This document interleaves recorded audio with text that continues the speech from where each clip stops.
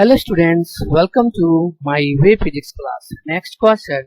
Two thin dielectric sleeves of dielectric constant K1 and K2.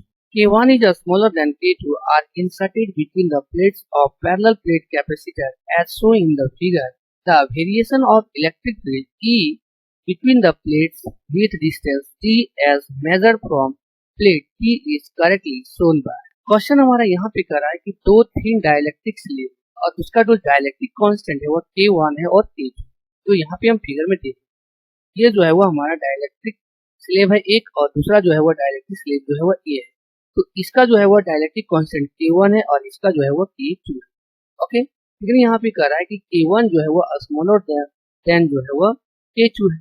Okay, और इस दोनों को जो है वो दो पैरेलल प्लेट कैपेसिटर के बीच में जो है वो इंसर्ट कराया जा रहा है। ओके, तो यहाँ पर हमको जो है वह इलेक्ट्रिक फील्ड निकालना है जो पॉइंट P से जो है वह Q की तरफ जब जाता है तो उसका इलेक्ट्रिक फील्ड का जो वेरिएबल होगा d डिस्टेंस के साथ वह कितना होगा, और जो यहाँ पे हमारा ऑप्शन में ग्राफ के द्वारा दिया हुआ है इसमें कौन सा ग्राफ जो है वह हमारा करेक्ट है उसको हमको यहाँ पे फाइंड करना। ओके, तो सॉल्यूशन में हम यहाँ पे देखेंगे सबसे पहले हम जो है वह ग्राफ ले लेते हैं यहाँ पर इसी डायग्राम के साथ। ओके, ये हो जाएगा हमारा इलेक्ट्रिक और ये हो जाएगा हमारा वह हो जाएगा डिस्टेंस हो जाएगा जो हमारा एक्स एक्स। ओके, और यहाँ पर जो हमने लिया है वो हमारा इलेक्ट्रिक फील्ड। ओके, हम यहाँ पे क्या करेंगे कि इसके साथ जो है वो हम लाइन जो है वो खींच इस तरह और ये हो जाएगा हमारा यहाँ से इस एक्स एक्स। ओके, फिर इस पॉइंट का जो है इसके साथ ले लेंगे तो ये हमारा हो जाएगा यहाँ से। ओके, फिर यहाँ से हम देखेंगे इसका जो हो जाएगा पॉइंट वो हमारा हो जाएगा यहाँ से यहाँ तक, और ये पॉइंट फिर ले लेंगे तो ये हो जाएगा हमारा यहाँ। इस तरह से हम यहाँ पे जो है वो लाइन जो है वो खींच लेंगे इस एक्स एक्सिस। ये तो यहाँ पर हम फिगर में देखेंगे कि ये जो है वो हमारा एयर है। ओके, और ये जो हो गया हमारा डाइलेक्ट्रिक स्लेव। ओके, जिसका डाइलेक्ट्रिक कांस्टेंट जो है वो K1। ओके, फिर ये हो जाएगा हमारा एयर हो जाएगा। ओके, और फिर ये जो है वो हमारा जो है वो डाइलेक्ट्रिक स्लेव जो है वो सेकंड डाइलेक्ट्रिक स्लेव हो जाएगा जिसका डाइलेक्ट्रिक कांस्टेंट जो है वो K2। ये हो गया हमारा डाइलेक्ट्रिक स्लेव, इसका डाइलेक्ट्रिक कांस्टेंट जो है वो K2। ओके, फिर यहाँ पर हो गया हमारा। तो हमको यहाँ पे ध्यान रखना है कि अगर इस पैरेलल प्लेट कैपेसिटर के अंदर सिर्फ एयर होता तो उस समय जो इलेक्ट्रिक फील्ड हमारा होता वह होता E equal to sigma by epsilon.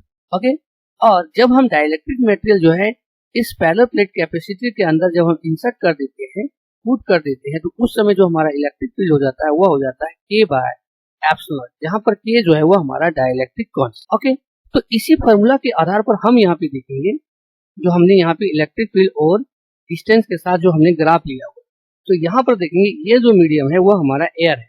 Okay, और एयर होने के कारण यहाँ पर जो हमारा इलेक्ट्रिक फील्ड हो जाएगा वो हो जाएगा सिग्मा बाय एप्सिलॉन हो जाएगा। ओके, तो अगर इसको हम मान लेते हैं कि यहाँ पर जो इलेक्ट्रिक फील्ड का मेरा ग्राफ बन रहा है वह इतना तक बन रहा है। अब यहाँ पे देखेंगे कि ये जो हमारा आ गया है ये डाइलेक्ट्रिक स्लेव फर्स्ट है जिसका डाइलेक्ट्रिक कांस्टेंट जो है वो K1।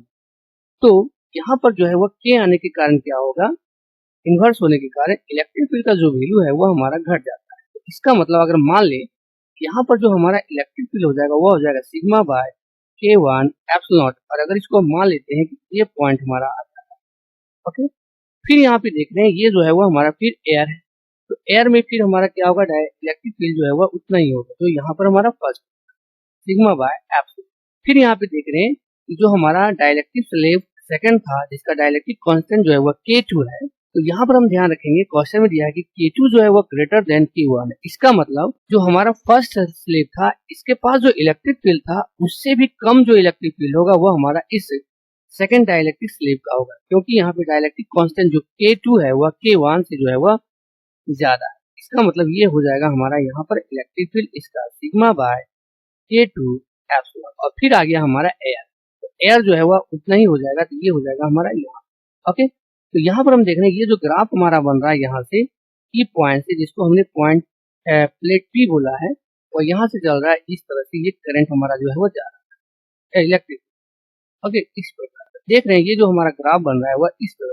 तो यहाँ पर हम देखेंगे ऑप्शन में कि ऑप्शन जो है वो हमारा C नंबर ऑप्शन जो है वो करेक्ट। ओके, और इस क्वेश्चन का जो है वो answer. Okay, thank you all.